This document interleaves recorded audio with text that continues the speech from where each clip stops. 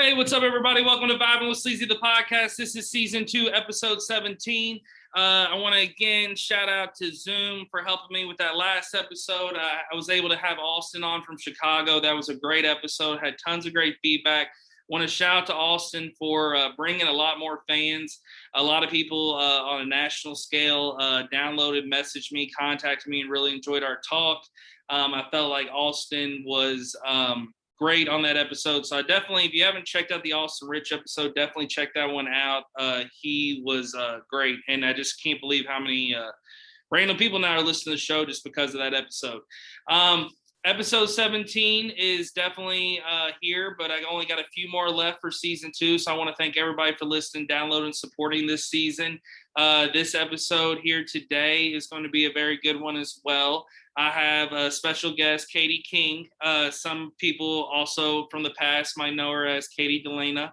And I went to high school with her and known her through the years. We have mutual friends. I'm actually in a birthday group that her and a bunch of her lady friends have. I feel like I'm the birthday groupie. I might not see them for like 3 to 4 months, and then I get randomly invited to a birthday party. So, and I never say no. So I always love going to the birthday parties. So me and Katie have stayed in touch through that.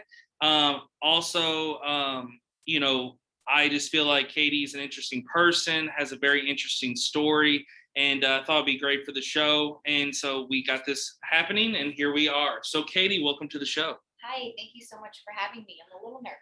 Yeah, no problem. I've had guests on before that are nervous. It's real comfortable, real laid back. So I appreciate you being on. I appreciate you sharing your story, everything. So going back to the birthday groupie story. So one of the houses where we would have some of the birthday parties was your house, and you were always a great host, and you're always still a great host of your parties and everything. But at the time before a tragic event happened, I got to meet your husband, Ben. And Ben was a wonderful character, wonderful guy, just wonderful human being in general. I only got to meet him on about 3 to 4 occasions. And he was always great to me. He was always nice. We always were cutting up, laughing, and having a good time. And I also, one of my last memories with him was actually racing him in a potato sack race. So I remember that, and shout out to Ben. He beat me. And so he did beat me in the potato sack race, but that was a good memory for sure. So Ben did take his life, and it very tragic, very horrible situation. And I found out about it when I was in Michigan on a bachelorette trip. A mutual friend of ours, Leah, let me know. And it crushed me. It fucked me up for the first day of the trip, to the point like I just couldn't stop thinking about it. I couldn't get over it. And that's the thing about Ben. He make that impact on people. You only had met him 3 to 4 times, like I said, and he was somebody that I cared about. I felt strongly about. Me and Leah, we'd go over there when you all were out of town and shoot hoops. When you were when we go to, like, when she was house sitting the dogs in the house, and I would just tell her when I was shooting basketball, I was like, I really like Ben and Katie. I'm really glad we get to see them and stuff like that. So it was always a great relationship to me, and I always had none but respect. So again, I want to say I'm sorry about the situation that happened. I wanted to have you kind of open up and talk. So could you kind of start by saying the story of the situation? Sure. and then just kind of, your initial reactions and everything. Absolutely. So you're 100% right. Ben was always smiling. He was always happy. From what we had seen. On a more personal note, Ben struggled with depression and insomnia and high anxiety levels for a very long time, tracing back to him being a teenager even. And he would have episodes where he was out for weeks at a time, where he would not want to get up out of bed, where he would have to call into work, where he was just so nonchalant about really anything. And not a lot of people knew about that. That wasn't something that we had, told our friends or really talked about much. Him and I, we got through them. I was always his cheerleader, it seemed like. I personally do not struggle with depression. I have a lot of friends and family that do. And it's crushing to see. It's definitely a mental illness. It's something that you can't control by saying, oh, well, just be grateful for what you have, or just be thankful, look up and do this and that. And it's like, no, depression doesn't work like that. Depression is a liar. Depression lies to you. It tells you that you're not good enough. It tells you that there's no reason to go on. And it's not something you can turn off. And that's why medicine is such a great thing for a lot of people. Also exercise and things like that. And Ben was very active. He's very in shape. We were always doing things. And it still was very prevalent in him. And he was on medicine. And he did try his best to, in his words, to be the man that the kids and I deserved. And I told him, you don't have to try so hard. You can just, it's okay not to be okay. And so we got through those moments. Ben took his life 1 week after his 30th birthday. I took him on a trip to Gulf Shores. We went with his family, his dad and his brother and the kids. And on his 30th birthday, I took him parasailing. We were in the sky. Everybody was having a really good time. Looking back at it now, I know that he was putting a smile on for everybody because he didn't want people to worry about him. When in fact, the whole time he was really struggling. He was definitely going through a really hard time. It was hard for Ben to be out of his element. It was hard for him to be out of routine. He really enjoyed things when he could control them. There's some people that, like for me, I like spontaneity and I like adventures and random things that pop up. For Ben, it was the opposite. He really liked the routine nature of life. And that was like my rock. To me, it was like my calm, it was the home that I so craved my whole life. And so we really, really flowed on that. And he had episodes during that time where he would tell me, hey, I'm not sleeping. I'm going to take a Xanax. And he told me this on the way home, actually. He was shaking and I had to drive for most of the time. And he was like, I took Xanax on this trip and because I am having a really hard time coping. My mind is racing. He had a fear of insomnia, which is so crazy. The way he described it, he was scared that he would never fall asleep. And then that would just progress his anxiety into not being able to sleep. And so he was running on days of no sleep. And as his wife, as somebody that was with him so often every day, I passed out so easily at night that I had no idea that he was up and doing these things. In fact, our neighbor, after Ben passed, told us that he would see Ben just walking around outside at all sorts of hours of the night because our neighbor was a third shift guy. And I had no idea. And there were so many things after Ben had died that I realized that were brought to light that even somebody as close to him as his wife was unable to see, and how people that struggle with depression try to hide it so much to be this person that they think people want them to be. And I hate that. I hate that so much. I wish people would just be like, you know what? I'm not okay. I'm not okay. Yeah. Fuck this smile. This is not a real smile, So when we got home, Ben was still very obviously struggling. He had made an appointment with his doctor for that Monday. And, he was off work for that whole week. And he said, I'm going to have to call in again because I just can't physically do this. I'm gonna go see my doctor. And I was like, this is a great idea. You should absolutely see your doctor, see if they can advise you maybe to a psychiatrist, because this was just his primary doctor. And see, and one thing about Ben that I always remembered was he'd always speak highly or take pride about his job. Yes. Like he was very good at it. And then like I even remember when he did pass, you know, it's always good to read. That's the one I think positive about social media. It's always good to read what people's good thoughts and memories and comments are with somebody. So when he did pass, it was a very good, reassuring thing for me. Just when I know someone who's passed, it doesn't matter how close I am, to go back and read those comments, read those memories. There's a reason people post that. They didn't take the time just to write that unless they were touched. Right. And I remember a lady writing about, she would always talk to Ben during, I guess, like inbound or outbound, wherever he was doing. And like, it was one of these cases where she just talked about, they would talk about family and how he would speak so highly about family and like speak so highly about what was coming about kind of deal. And like, I just thought that was really powerful.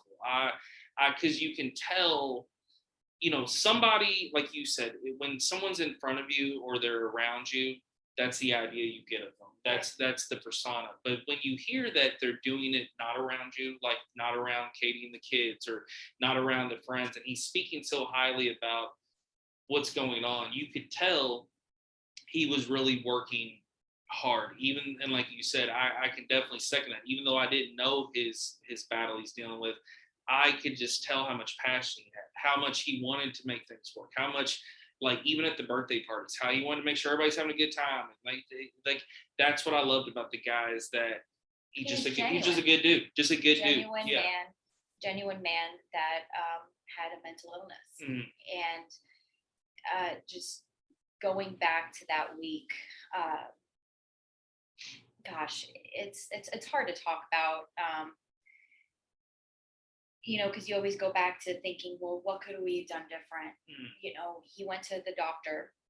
Before he went to the doctor, he wrote a list in his phone, which I had found after he died, describing his symptoms.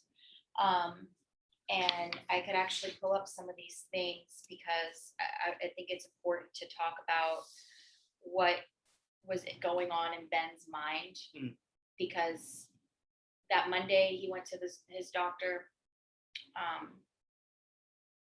I'm sorry. You're fine. Monday, I'm sorry. No. So Monday was when he made the doctor's appointment. Wednesday was when he had the doctor's actual appointment. I'm sorry. Monday, his doctor called in a new prescription for him before he went and saw them 2 days prior. He started the new prescription that Monday. This is what he wrote about his symptoms. And I know this is very personal, but I feel like it's important to share what people go through when it seems like everything in their life is great and perfect and dandy. And we had a wonderful relationship, and he was a great father to the kids. He was a great friend. He showed me that I'm worthy of love. He showed me what love really, really is.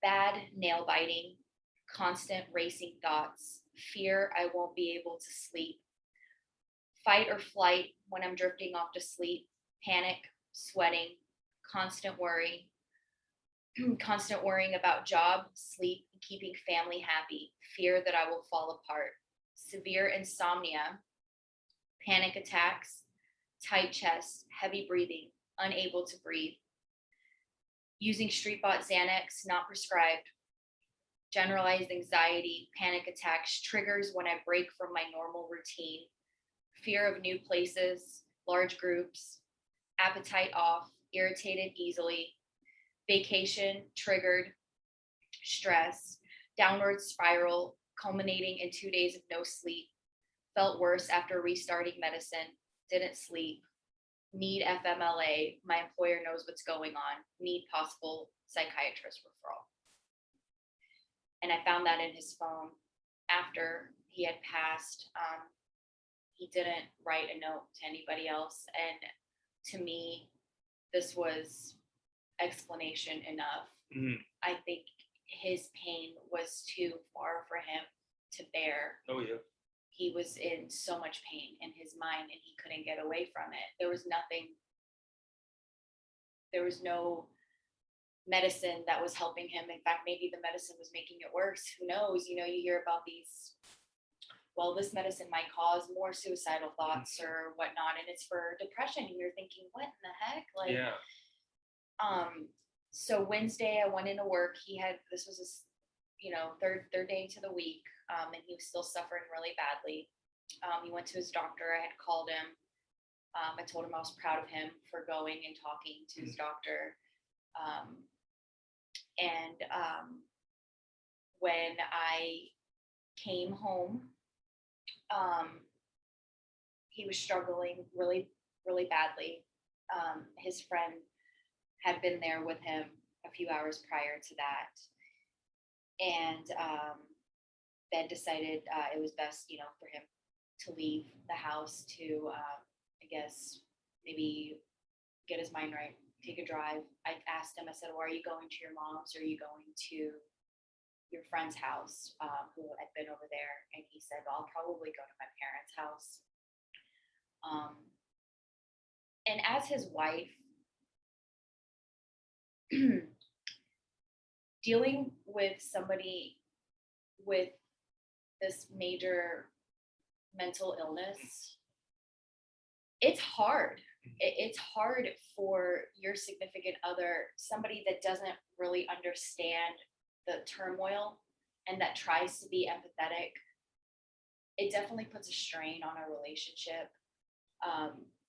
For me, because I had to pick up all the pieces and I had to make sure the kids were getting from A to B every morning, make sure the house was clean, make sure everything was going correctly. The house was running the way it needed to be. I was going to work, I was doing these things, and Ben was just totally clocked out, and it put a stress on me. And so there were times when I feel like I got aggravated with the situation because I was like, I just don't know what to do. What do I do? Yeah. What can I do? Do you want to go for a walk? Do you want to, go see your friend? Do you want to, what can I do? Right. When he drove off that day, I never saw him again. I called him after he left, 5 minutes after, and asked him to reassure me that he was going to his mom's house. I wanted to know that he was going somewhere safe. And he said, yeah, I might go to my mom's. Well, minutes have passed by, and I call Leah, our mutual friend, and I tell her, I think it's best if you come over here. I'm dealing with a lot right now. Ben left. He's really struggling. I'm here freaking out. I have Natalie here. I don't know what to do. So I'm calling his mom frantically. Everybody's calling Ben. And he left around 5:30. And around 8 o'clock that night, a sheriff pulls up at my house and asks me if I'm Ben's wife. And my first thought was he was in a car accident, because that's usually how it happens. He took off his sheriff hat and he said, your husband shot himself. And the next words out of my mouth were, is he dead? And he said yes. He shot himself at McNeely Lake. And not even 30 minutes before that, Leah was saying maybe he went to McNeely Lake because that's where I go to clear my mind. So for her to hear that, she was so close to Ben, she broke immediately. My initial reaction was looking at Natalie, and I saw that she needed a diaper change. Out of all the things that you can think of, my immediate response was, I need to go inside and change my daughter's diaper before I could deal with this. So it's crazy what the mind does, because you think that I'm just gonna fall, right? Just fall apart. And my initial thought was my daughter. I need to make sure she's taken care of. So I walk into the house and I'm in zombie mode. I change my daughter's diaper, come back outside. And then I lose control of my legs. I lose control of my legs and I fall to the ground. And when I say I lose control of my legs, I could not walk. I could not stand up.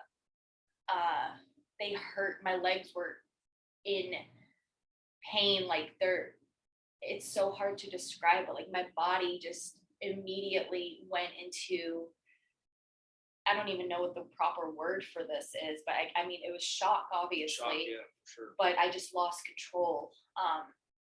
And I had to make that phone call to his mom. And I was just talking to her on the phone, asking, has Ben called you? Has Ben showed up? I called his friends, asked them if he showed up. So they have that fear already. Everybody is freaking out. Yeah. And I call his mom, and I'm not crying yet, right? I'm not crying. I'm just on the ground, just you're still in shock. Broken. You're still in shock. I said, Jeannie, Ben's dead. I mean, that's just, I just went out and said it. I said, he shot himself. And her scream was something that I hope to never hear ever again. And God, I love his mom so much. Jeannie, she's a wonderful person.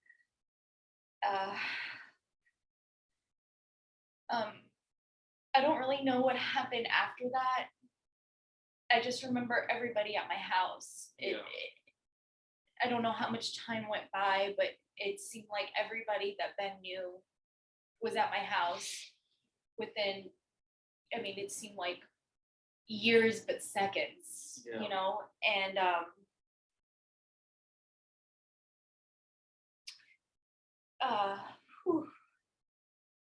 I just never thought that he would do something like this. I'll be honest. I just never thought that it would hurt this bad. I was in so much shock to kind of talk about kind of my situation, not to carry off that, but just to kind of how I related. You know, back in 2018, I did attempt to try to kill myself twice. I haven't really said this out publicly a lot. I'm so glad you're here. Thanks, I appreciate it.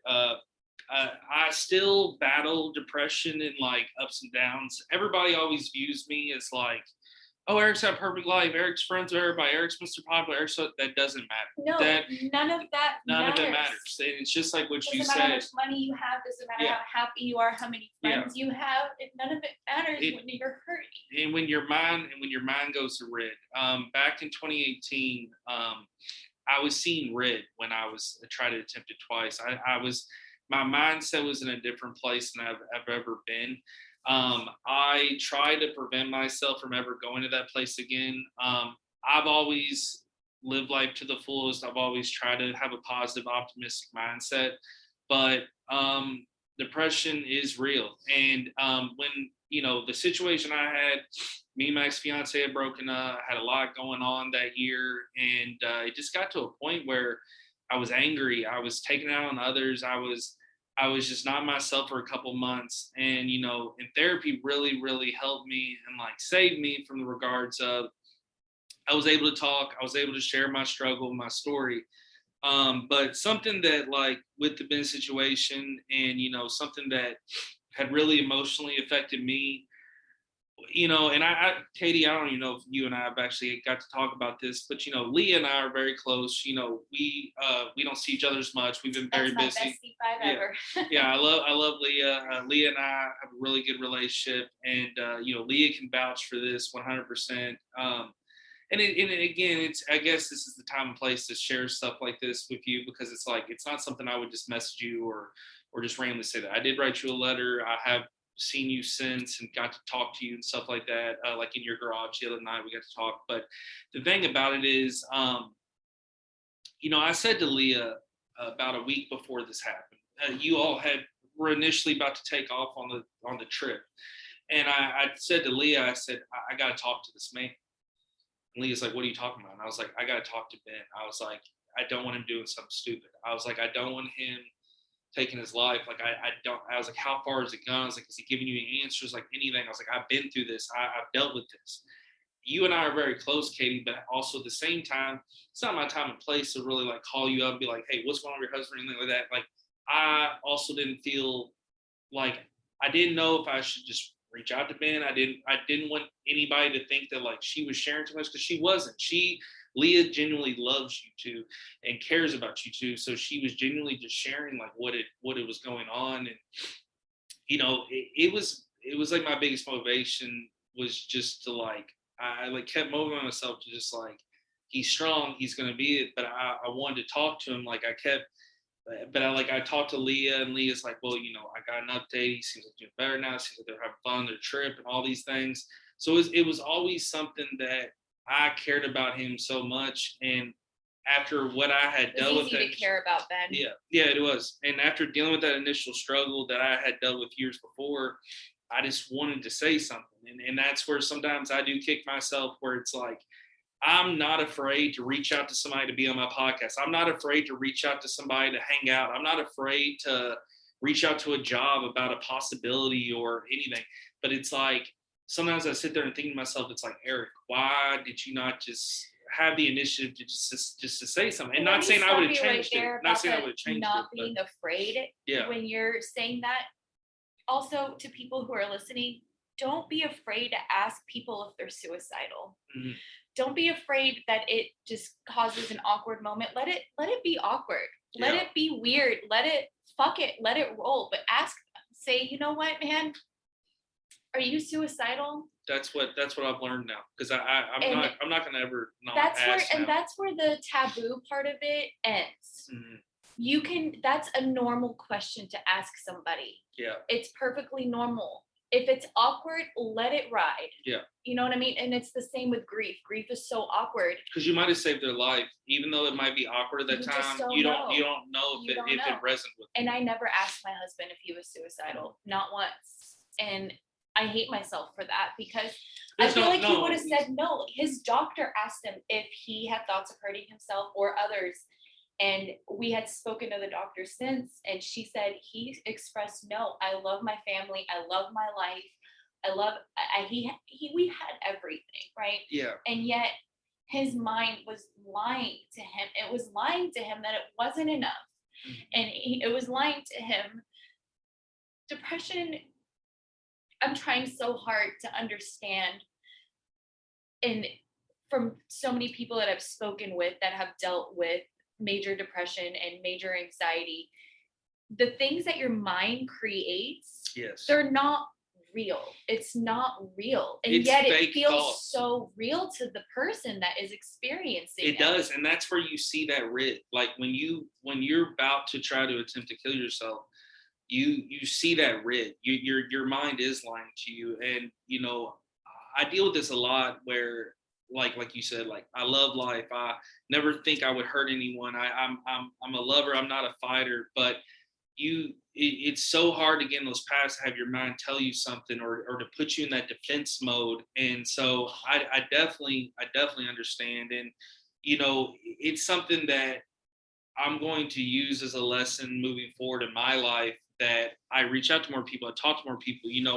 I couldn't believe it's like you learn so much from tragic situations. I couldn't believe how much I learned. And then like talking to Leah, talking to Nicole and others afterwards, I just wanted to be there. I wanted to be a support system, because I wanted to prove that I'll never not be an advocate. I'll never not be a supporter. Always. And so I think it's something that is so strong and so key, is communication and all that. And I look back on it where, I wish I did say something. I wish it, but it's also the same time, I couldn't predict. You just never know. And but at the end of the day, yes, moving forward, I'm gonna always be reaching out and advocating.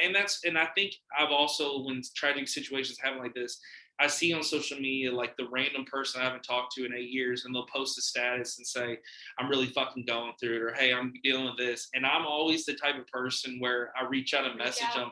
I've had exes before, like, that would be like, why'd you just send that person that random message, or why did you reach out? Why not? Why not? Because what's it gonna hurt you? Why is it not gonna hurt? Yeah, that's what I'm saying. And so I've always been that way. I've never let anyone judge me on that or anything. And I don't even care about the awkwardness.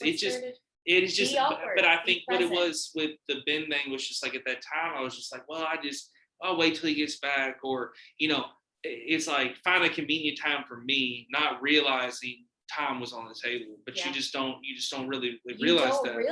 You don't realize it when you're with that person every day, how hard the struggle is in their brain when they're trying so hard. You see those commercials about antidepressants, and they put the smiley face over their face. Like that's really how it was. They put this mask on because they want everybody else to not feel uncomfortable with their pain. It's like a comedian that I listen to a lot, Patton Oswalt. He lost his wife. He's a really good comedian. He lost his wife, but before he lost his wife, he had a episode. I actually mentioned Patton Oswalt on my last show. That's weird, back to back. But he deals with depression, and he's heavily prescribed to medication. And even in some of his stand-up bits, you laugh at it, but you really think about it. Like, he was talking about in one of his bits, like, he's being silly, but he's also being genuine. He's like, I'm off my medicine today, so now I'm watching Princess Bride 11 times. That is one of my favorite movies. Yeah. And so he's just saying like situation like that, where it's just like, but if you really think about what he's saying, yeah, he's doing humor, yeah, he's a comedian, but like you said, the brain lies. Like it tells you, like, hey, go do that. Hey, go watch that. Go see that. Just recently took her life, jumped out of a building, and Regina King's son just died by suicide too. And so personally, again, it's a lot of information, but I don't mind sharing. After Ben had died, I was very, very, very suicidal. For almost 8 weeks. 8 weeks, I thought of how am I going to kill myself? How am I going to, because it hurt so much. The pain was so strong that I couldn't see a foot in front of me. All I felt was that pain. I love my children, but none of it mattered, right? Yeah. Nothing mattered. The house didn't matter. I said, God, just take everything I have just to have Ben back. Just take it all. I just want it back. And my dad didn't leave my side. Leah didn't leave my side. She moved in with me for a little bit because she heard me talking about wanting to kill myself. And they kept saying, you can't make everybody feel the way we all feel again after Ben. Like, you can't do that. Think about your children. Think about your life. And it didn't matter, Eric. None of that mattered. And that's when I was able to put myself in Ben's shoes. That pain that was in my brain, you physically couldn't see it. You physically couldn't. I looked fine, I brushed my hair, washed my face, but inside, I was dead. I was already dead. I died that day. I died the day Ben died. I did. And I just kept thinking, I'm going to jump. I'm going to jump off a fucking cliff. That's what I'm going to do, and constantly driving. I'm like, I hope a car just hits me right now. I hope a car just hits me. I know where the guns are in the house. I just want to die. I didn't want to do it anymore. It hurts so much. Losing him, that was when I was able to just empathize with the amount of pain that a brain can withstand. And it's a fuck ton. It's a lot of pain that people have to go through. And I'm so glad I did it take my life. I went to Maine and just to do something for myself. My therapist suggested, in the early parts of grief, to be kind to yourself. The number one thing is just be kind, whether it's to just, brush your teeth or take a shower, right? Because I couldn't even bathe myself. Leah had to bathe me. Like, that's how bad it got. And so I decided, I'm going to go on this trip. And when I was standing on that cliff, I wanted to jump. I wanted to jump so bad because it hurt so much. And I closed my eyes and I felt that breeze of the ocean and the crashing against the rocks and birds. And I just thought, God, life is so beautiful. I can't do this. There's still so much more. It's hard to when something happens to somebody like that, where you, even if it's not suicide, even if it is a car crash or something like that, like you want to be with that person. Yes. And so you're willing to sacrifice and hurt yourself, but at the end of the day, it's not going to help or do that. And plus two, we don't even know like, we're all still learning like the sciences and mysteries of death and everything with that. And it's such a wild thing. Like you said, the brain works that the brain immediately assumes that it's like, okay, to stop this pain, I need to stop living. And there is a way to live life and feel better. There is a way to do those things. The only way out of the darkness, Eric, is grabbing onto the hands of the people that can pull you out, because you can't do it alone. You can't. No. When you're 100%. In that darkness, you can't do it by yourself. You're just not mentally capable of getting out of that. You need those people to take your hand and to pull you out. And whether that pulling out is a hug, or whether that pulling out is just to let you cry and hold you while you're crying. Yeah. Or to brush your hair, or to bathe you even. Because I told Leah all the time, what she was doing for you all and like helping. I told her, like, you're doing God's work. You're doing incredible things. And she taught me the way. That's the type of person she is. And like, I'll have to shout out to AJ Thomas. He was actually a guest of mine recently. Suicide walk with me. Yeah. That's awesome. Yeah. He actually, he's pretty much who saved my life.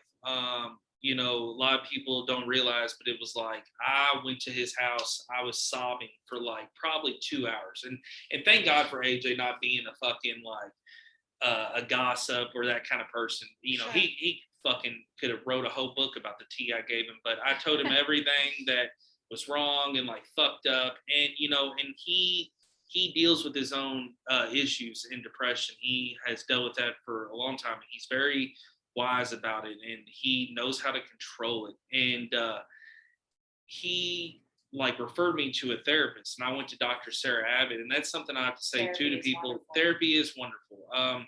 If you are the type of person where you feel like, oh, you're too tough for it, or oh, it's awkward, or why do I want to talk to a stranger, you have no idea what it'll do for you. You'll break open, you'll open loose. And like Dr. Sarah Abbott, it's huge. It's huge. I mean, Compass Counseling. Yeah, it helped me. I mean, Compass Counseling is what helped me. They were off Linden Lane, real close to Joe's Other Than Dirt. They're in a strip center.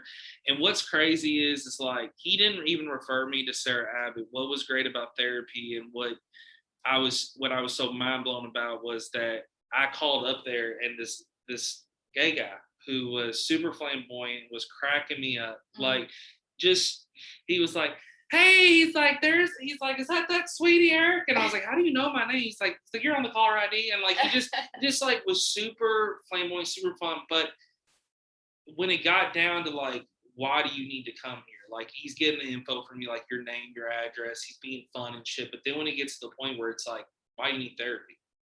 I fucking broke down to this guy. I broke down to this guy for 35 fucking minutes. I broke down to cashiers at Kroger, people in the drive-thru, Starbucks baristas. I broke down to anybody that looked at me and asked me how I was doing. Yeah. I was like, I'm not okay. My husband just died. And then to make matters worse, he died by suicide. And But you saying that, but you doing that, you're being genuine and real, and that's something that's always I've always liked about you, is that you're very genuine and real, and that's how I've always tried to be myself. And so, like you said, like I would tell people, like sometimes I'd be a little too transparent, but I was so open with Sarah. I was so open with that counselor. And I've always felt like me being open, when it got to the point of me being open, it was important. Because if you filter anything, like I said, you'll never find the answers. And that's good. You do share a lot, but I'm thankful for you sharing a lot, because you're saving lives. You're saving lives. Since I became widowed at 29, I mean, 29 years old, to be a widow in itself, you're thinking, I'm like some fucking sad unicorn, right? There's nobody else like me, but really there is so many. I've seen people in your comments say that, like, I've done. Yeah, I've met so many widows and widowers that are young, going through what I'm going through now. From 18 to 40, we consider that young, widow wise, because the average age for a widow is like 58, wow. Right? And so I'm 29. Well, I'm 30 now, but like, meeting these people was a godsend to me, because we were all struggling in our own right, but we all had this passion to continue living, because gosh, I could be here for 30 more years, easy, if not more, and so we were being each other's cheerleaders, saying, this is painful, this fucking sucks, there's no fixing this, death is final. Yeah. There's no fixing grief. Grief is forever. And I think that's a big thing. When people commit suicide, they don't realize it's final. It's final. Like, this isn't like, hey, you got a week off, or it's hey, final. It's done. And so the other widows and widowers that I've met, they've lost their significant others to suicide, to car accidents, to cancer, to really, those are the main three. And now another big one is overdose. A lot of new members in a group. I admin, and also I have two groups that I'm really big in for extremely young and widowed people. And I'm so thankful that I have the opportunity to do that with other widows, to help people that are just now entering widowhood, a young widowhood, and how to navigate that loss. And I've met so many interesting people. Would you say it's about when, after a tragedy happens, like you dealing with these widows? I mean, I know you already said that you felt like you learned stuff from Leah and family and different things, yes. But what do you feel like now you are?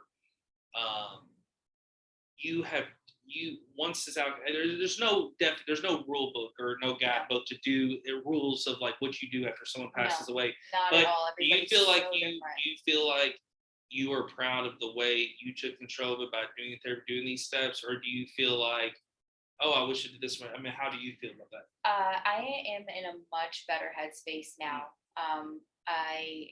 He died in July of 2021. The initial grief, the most painful grief, was the first 2 months. It was, like I said, unbearable. It was, I was suicidal. I didn't work. I didn't go back to work until 2 months after. Meeting these people that are going through the same thing as me, or maybe further along in their journey as me, they were able to help guide me and tell me that everything I'm feeling is normal. And like you said, there's no rule book. Everybody is their own person. And the way people handle death, long-term illness, or they're just going to say, your husband's going to die in 6 months. So you have that early grief, right? And then we have people in our group that are like, well, my husband is definitely terminal. He's not dead yet, but he's going to die, and I'm already grieving, right? So it's all these different viewpoints, and yet everybody feels that significant. It's like stones in your heart. Your heart is full of stones. You die that day. A part of you really dies. It does. It's like, God forbid, losing your child. You die that day. You just die. And it's up to you on how you're going to move forward. And people do take their lives after their significant others die. And people do continue life after their significant others die. You know, it's not a one size fits all on how you're going to live the rest of your life. And what's so extremely tragic about that is also the situation that, say, a significant loved one did take their life, and then you go take your life, and then your kids, they might have took their life just because they wanted you to live without their grief. And so now you've added more. So it's a repeat pattern. It can be nonstop. And so, well, I'll tell you right now that the thing that changed my way of thinking, and I remember it, and I'll always remember this. My mom has a friend who is a cop. He lost his son to a car accident, and he's been with the police force for decades. He's this wonderful Black gentleman, and he worked at U of L, then he did child victims crimes, and now he does patrol. And so my mom thought it would benefit me to speak to him. And so he came to my house, and I was just bundled up on the couch. It was about 7 weeks after Ben had died, and I didn't really do, I mean, most of it was, I was depressed. And though I don't have clinical depression, I was very much so depressed, you know, it can happen to anyone. Right. And so he said to me something that changed my entire way of thinking. And I hope that anybody that's listening, that's a griever, can take this and do what they will. He said, after you experience trauma, there's two ways you could go. You can choose to be a victim of your circumstances, and you could choose to be, or you could choose to be a survivor of your circumstances. He's like, I'm looking at you right now, and I'm seeing victim. I'm seeing you're a victim of Ben's death. His death killed you. You are not moving from the seat. You haven't changed your clothes. You're crying. You're not taking your life into your own hands. He says, if you switch your mindset to I'm a survivor of Ben's death. I'm going to survive this death. I'm going to be a warrior from this. I'm going to learn from this. And I'm going to continue to live my life to the fullest, right? So I can have these stories that if I do see Ben again, then I can tell him about all these wonderful things that occurred with his daughter, and, you know, with Blake and my son, and just live your life as a survivor of your circumstances, because your circumstances do not define you. Yes. But if you go into that victim mode, then you allow the traumas and tragedies of life to define who you are. So you get widowed, and then you choose to medicate with drugs or alcohol, or go on a fucking bender where you're just loose or whatever, right? That you're succumbing to victim. I am a victim. I died that day. Now my life's fucked. Or you can choose to live with the pain, learn how to carry that pain with you every single day, use your brain, carry it. It's fucking heavy, but you carry it, and you continue to do things that make you happy, because you're still here. Exactly. You still have a purpose. And that's what's so key, because that's what happened to me. 2018, thought it was the end of the world, thought my life's over. 2019, best year ever. Right. I told you that right before the show. Lived my life to the fullest, traveled, met different girls, didn't even think about my relationships and the situation I dealt with 2018. It was more of like focus on that. And it's not permanent. And it's something to, if you have overcome this and you're listening to this and you feel like you have setback, it's normal.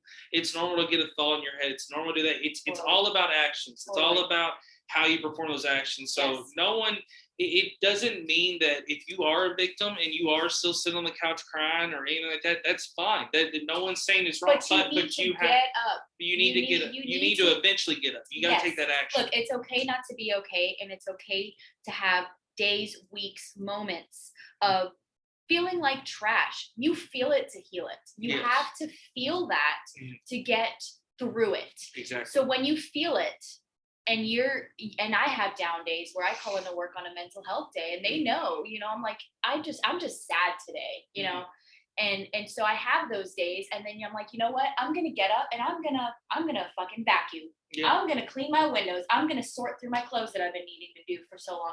You choose that. That's the part that you choose. Do you feel like accomplishments help you? In my way, they do. My gosh, they help me big time. So much. I love writing lists and crossing stuff off. It's such a high. I'm the same way. It's a high. It's a high, and planning trips is a high, and going and doing new things is a high. And so, with my therapist, who urged me to go back to work, who urged me to start dating again, who urged me to say yes to the events that people are inviting me to, and speaking to the cop about, he lost his son, how you can be a victim or a survivor.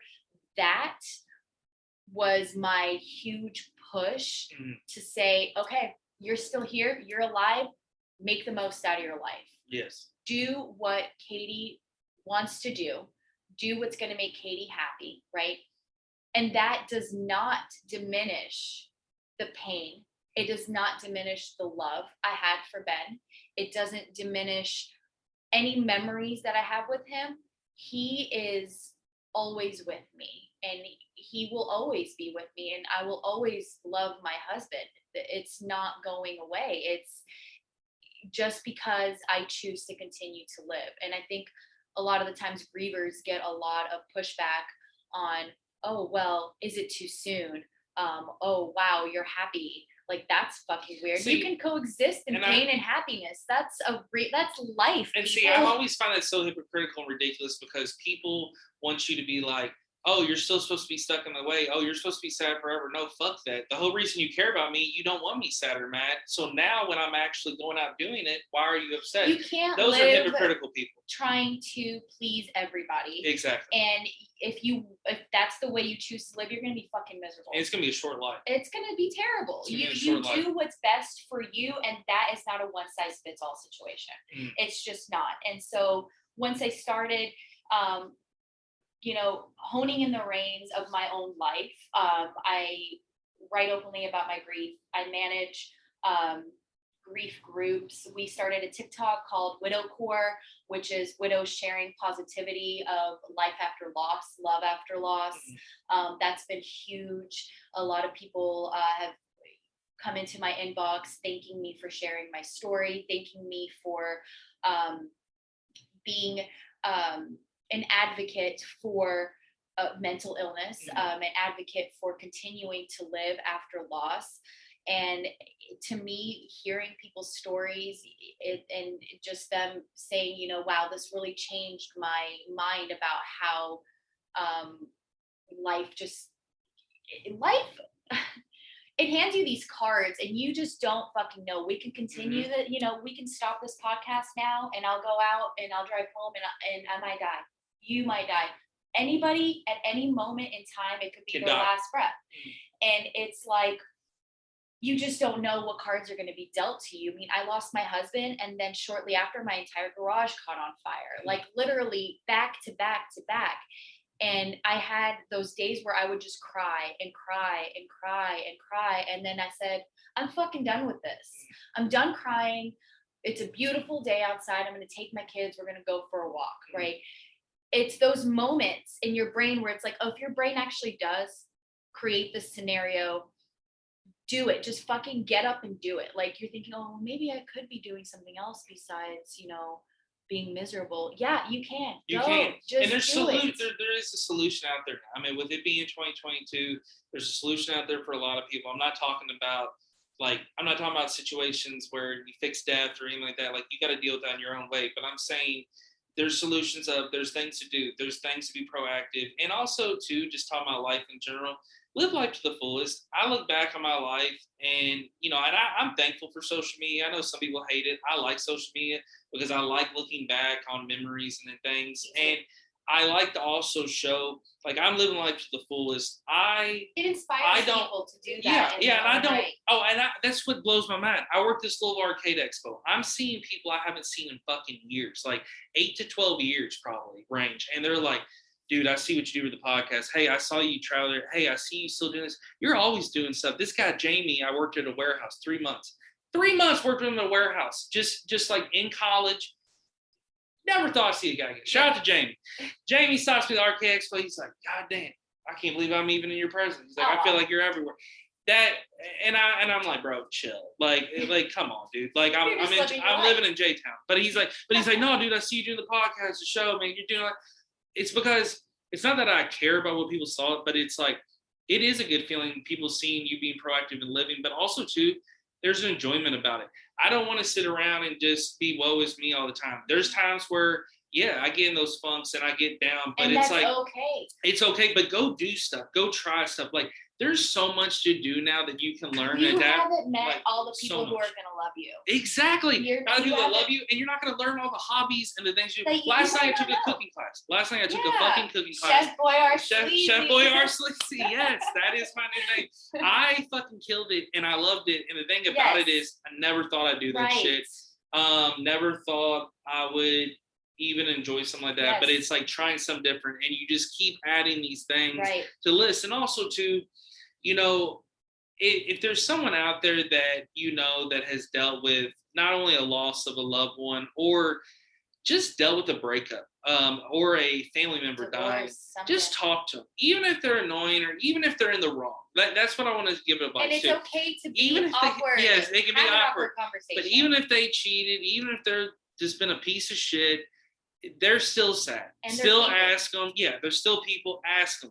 Hey, how you doing? How's it going? Doesn't mean you're taking sides. Doesn't mean you're like, oh, dude, I might have a kid for cheap. No, but talk to them, because mentally, no matter what, people make mistakes. We're not perfect. So always try to be in that person's corner. And even if it is for the person that's technically the bad person in the situation, because they truly do need it. And that's something that I've learned from a lot of others this past year. Yeah. And that's something that you also too, it's like that person already feels like shit. There's no reason to pile it on and to pile that stuff on. Because again, maybe next year will be the best year of their life. And so even if you don't have people rooting for you in your corner, your friends will always, an importance of friends. I mean, they will pull you out of that darkness, and just to talk about your actual feelings openly is just, it's so healing. It's hard to describe, but like it's a weight lifted off you. 100%. Going to grief groups, sharing my grief, it felt like I was leaving a little bit of it there every time I went. And like for so long I couldn't eat, but then I'd go to these grief groups, share my grief, and I'd be so hungry afterwards, and I'm like, gosh, this was so beneficial. Like I feel like a human being. And so that's why I talk about suicide so openly. That's why I talk about living life after loss so openly, dating after loss openly, because we want love in our life. We want to continue. And that's something I want to ask you about with the whole dating after a loss situation. You know, I was the person you're with now, and you know, he's been a guest on the show. He's a friend of mine. I actually did a trip with him a few months ago, literally the day before I lost my cat. So he was there for me. So, but you know, he has been, he's been a great guy over the years for me. 1,000%. But just as a friend, I know he's great to you and stuff. But you know, thing about it was, I just talking to him and talking about how he respects Ben and how he respects what had happened and he understands the situation. I even shared with him a little bit of, because me and him were in the car together a while, I shared with him some ideas, you know, and I just felt like he's just very understanding. And I feel like dating after a situation like that is, I think that's the number one key. It's someone understanding the whole logistics of it. And once you get someone at that level, I also feel like it's maturity level. I mean, that's not just with loss. That's not just with death. That's even with divorce. Like, you know, I've seen a lot of people go through divorce and even at our age, I'm 32. There's grief and divorce. There's grief and divorce. And it's 50%. Job loss. 50% of, you see 50% of the people with divorce taking it by the reins, living their life, or 50% letting it set them back. And it's just one of these cases where I just feel like you have to seek help, you have to seek agreement, but you just also always have to be with someone understanding, especially when kids are involved, divorce. So I think it's great that you found an understanding partner. The thing about it is that's why I respect you so much, because you are transparent, open about everything. You could hold things back, you could hold personal things back, but you do it. And I even seen people give you flack. The situation where someone gave you a little shit back about dating and taking that into account, because they think in their mind, which is you should be stuck like that forever.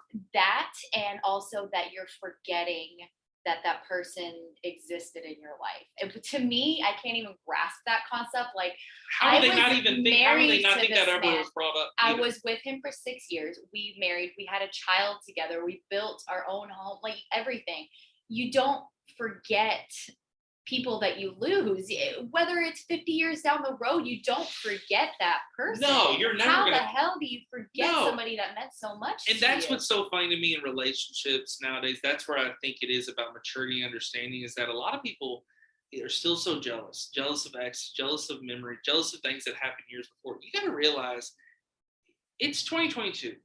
People have lived their life, shit's happened, and it's all about how you are mature about it, how you look at it. And so I just feel like you have every right to date. You have every right to do what makes you happy, because that's what you choose to do. That's what makes you happy. Also, too, when someone else, no matter if they're your husband or wife or your brother, sister, mom, dad, whenever they do decide to do a tragic moment,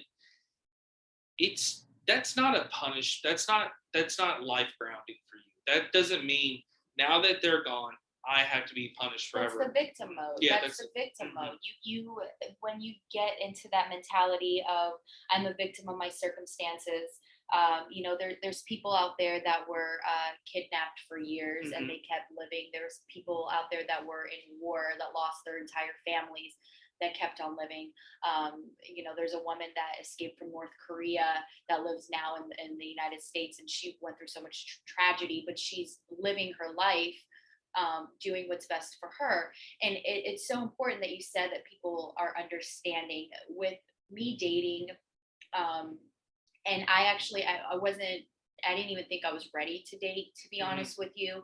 It just happened. And I think that's the best part of love, is that it just happens. And it's something that you can't control. And that's one of the most beautiful things in life, is love. Love is everything. And your heart expands to love. It doesn't have a cap. You can love. It doesn't. There's no cap to love. You can have 5 kids and love them equally. Yeah, and love doesn't always have to be attraction, sexuality. No. And love can also be for friends, for coworkers, colleagues. I have said to more men that are I'm a straight male, and I've been in love with a few girls over the years, and I've been engaged. Like I've known love. But like my bros, like the male figures of my life, as a straight male that I say I love you to all the time, important. It's very important, and it's a good thing. And I also feel that genuine love. There's a few of my guy friends that always say, "Hey, it's all love here, brother." And and you hear these statements, these situations, you're just like, "Oh, they're just saying." Oh, no, like they say it for a reason. And if you really do love someone, tell them today you love them. I mean, it don't matter if it's family, friend, and you also have to you got to spread that. And I hate the one thing, my biggest pet peeve, which thank God I've never been this way, is that when, like you said, when you do go through divorce or a loss, or you're just single for years and you're trying to find love can happen again, like you said, and love can happen. You can love different partners, and you can also, thing about it too is there's nothing weird about it. As long as you're not acting upon it, if you still love someone that you were with in the past, it's kind of not normal to not have that love or care, unless they're just a complete shithead. But you don't have to call them up and say, I love you, or hey, let's go hang out. But it's like, as long as you have that love and that care, there's nothing wrong with that. There's nothing unnormal about that. And I guess it is a little bit more important to make love more normal. Yeah. I mean, because a lot of people don't. A lot of people are quick to judge and throw out, and then people are so fucking big, especially in our culture, to take sides. And it doesn't have, and it's like, you just don't have to take those sides. You don't have to do those things. And I think too, you talk about like dating and just like continuing your life. It doesn't matter if it's a person you are going to pursue in a relationship, or you're going to pursue as a new friend, or say it's a new family member. You get close with, like I'm just making a bunch of Ben's cousins you never met or something. Right. The thing about it is, you also have to, and this was very key to what you said 5 minutes ago, not giving a fuck about what people think in that regards. You also have to realize, as much as you're loving all that warm embrace, there's a few people that's a fake embrace. And it's very key to filter those people out. And there's nothing wrong with, even if someone's been there at a few of the events, a few moments, if you hear them talking, or what they're trying to do, or they try to act upon something in a weird way, or make things uncomfortable, it's okay to tell them to go fuck themselves or go fuck off, because they don't have they're not the point guard to your life. They're not the basketball player. Like, they don't have the ball. They don't have the control. So they also don't know what you're going through. And I hate that. I hate when people they have these bad intentions, this bad ill will. And I'll be honest. Some people just want to see you fail. Some people want to see you fail, or some people want to take advantage of your grief. Yes. And I think in that regards is, when they want to take advantage of your grief, you can really see when you're in a grieving mode who's there and who's not there. And then also who was just there to see if they could capitalize on, maybe I'll get a few pictures at this event, or I'll reach out and show up and, go to that one party, but I won't talk to them for much, So that's the stuff where I feel like if you're a good person, you're the same person when I pick up the phone today, the same person I pick up the phone tomorrow, no matter what you're going through.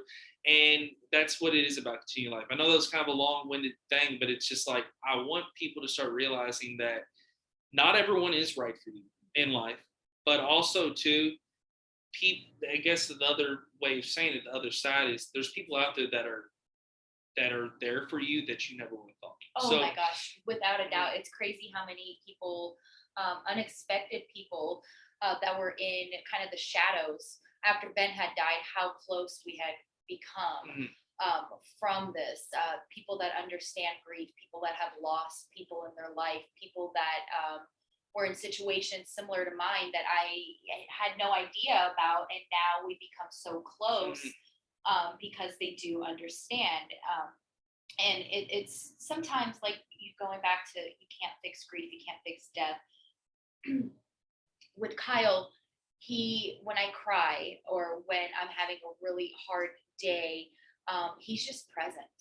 He's present. He doesn't try to fix anything. He doesn't, there's nothing to fix. Grief is love. And so he knows that I'm grieving Ben, and he's just there for me. He's present. And I always tell this to my girlfriends: presence over presence, PRESENCE over gifts, right? I could give a fuck if you come and give me gifts of whatever, of this and this. If you're there in my time of need, or even when people don't reach out, you just kind of know when you need somebody. That over everything. Time over gifts. It's all you can really give somebody. And Kyle definitely is that guy who, he'll give you that presence. I'm the same way. Eric Kerrigan is the same way. A lot of these people are in this same like friend group. Like we all have different friend groups, but like out of that group, I will say that's one good thing about a lot of those guys, is that we are very open. We're very transparent. We will share how we feel. We'll have each other's back. We'll also be like, what the fuck were they thinking? Like, we keep it pretty legit and real, but it's also, it's just, you can tell when someone's like a genuinely just good person and cares. So that's great to hear. And I feel like that's what you need the most is presence. And it's also too, it's like, I feel like a good thing for you too, that I could tell that you really benefited from, was just hearing people being there. It didn't mean they have to physically be inside your house, or they had to follow you every day, or hang out with you the next weekend. I could tell you were like, very supportive of some of the people that had reached out, and like, and what's crazy to me is like, people know that we're friends. Like, they've seen me at group gatherings with you. And like, I told you recently, I went to your get together, and I think I either got tagged in something, or I don't know. And somebody sent me a message and was like, how's she doing?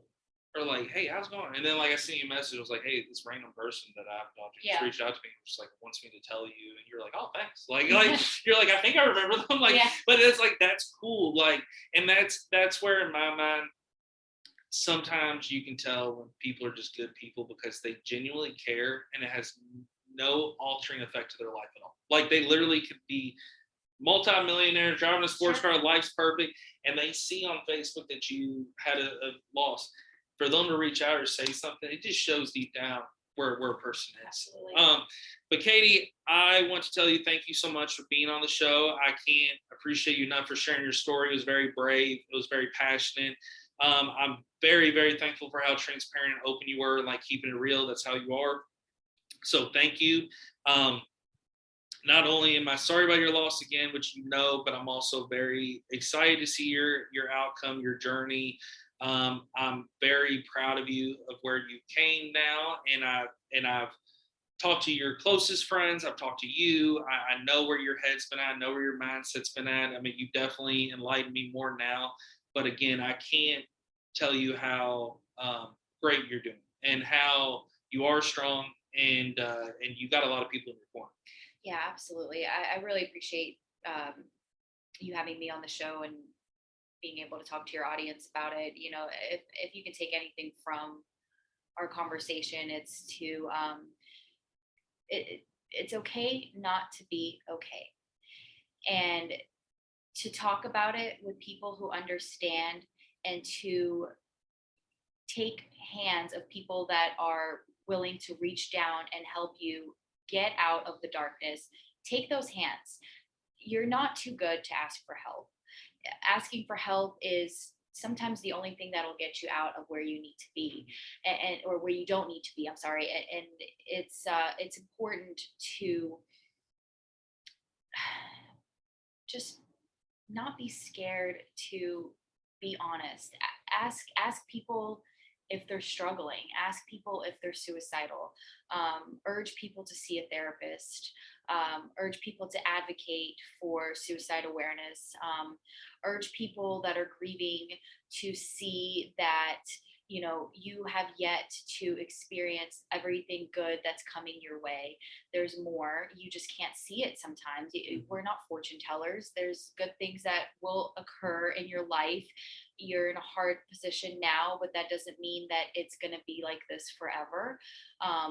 You can't fix grief. You can't fix death. Pain will always come, and happiness will always come. And both of those things will come and go. They're not permanent. So embrace the happiness when it comes, because it's not going to be there forever. And embrace the grief, because you got to feel it to get through it. And it's just life is a beautiful, wonderful gift.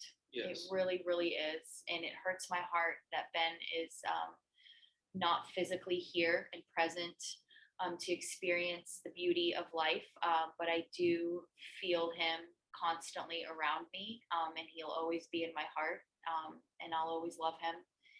And I will try to do my best to live a life that he would be proud of. And I think the thing too, what you do great about is just keeping memory alive. Always. and keeping you know, his name alive in general. Please say his name around me if you know me. I love hearing stories about Ben. I know people get so weird; they don't want to hurt me. And that's one thing that, you know, I was nervous about when I was in the garage of your little get together. You know, I was like, do I say this thing about me and Ben in the potato sack race? Always. But you enjoyed it, and you were laughing, and we were giving each other shit, just having a good time. So it was. I could tell, you know, you do embrace those kind of moments. So if anyone is going through anything, or anybody wants to reach out, how can they get in contact with you on socials? So I have my personal social, but if you're a widow or a widower, that's from 18 to 40, you can join our group called Extremely Young and Widowed. It's a great resource group. Then we also have the Widow Corps, CORPS, on TikTok, and also a Facebook group as well, where we share positivity, life and love after loss, wins, no matter how big or small. We're there to support you. We're here for you. We're all in pain. We're all here, and just learning how to live life with the burden of loss and trauma and anything that you're going through. It is possible to live your life to the fullest while carrying a huge pain. It's possible. You just have to learn, and it takes time. And it's a battle that it can be every day. You just got to talk, you got to communicate, got to open up, and you gotta act on it in the correct way, and just realize there is help, realize there is people there. There is, and it's a challenge for all of us that find your people to deal with things. But yeah, finding your people is very key. And if you don't have any people, I'll be your people. I'll be your person. Reach out to me for sure. But I want to thank everybody for listening to the show, download, supporting on all platforms. vibingwithsleezy@gmail.com. You can definitely reach out. Vibing with Sleezy, the podcast on Instagram and Facebook. I definitely will always read messages, write any suggestions. Got a few more episodes coming up. Very excited about a couple more. And then I'm also got a pretty cool finale. I'm going to do something different. So I'm pumped about that. But I want to thank everybody.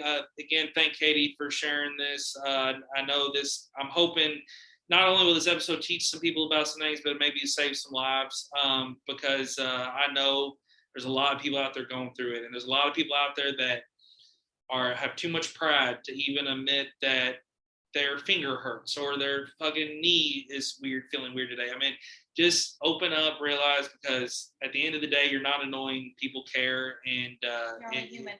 And you're only human. So thank you again, everybody, and we're out. Peace.